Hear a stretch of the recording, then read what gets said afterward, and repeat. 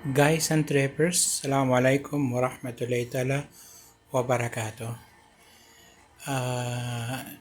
Sa araw na ito ay ating binisita ang isa sa pinakamagandang museum dito sa Middle East, lalo na sa southern part ng Saudi Arabia. Ito po ay matatagpuan sa City of An-Namas na sa pagitan po yan ng Al-Baha City at saka Abha City.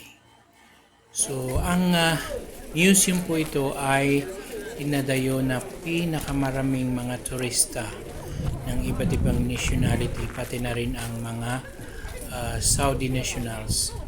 Isa sa kwento at napatunayan din namin dyan sa loob na ang the oldest Quran na yung pinagawa ng ating Caliph Uthman bin Affan radiyallahu anhu ay dyan po siya na-preserve sa loob ng museum na ito.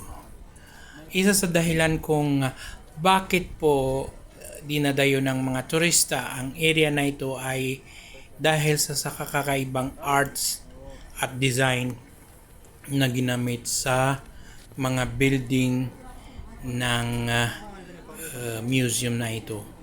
Pati na rin yung mga artworks tulad ng kanyang mga yung kubo, tulad yun, no, yung kubo. At saka yung mga palamuti ay lahat kakaiba. Yung sabi nila is may pagka Moroccan style ang kanilang disenyo, pero hindi po yun kasi ang sabi nila is a traditional artwork ng mga sinaunang Namesenians, City of An-Namas.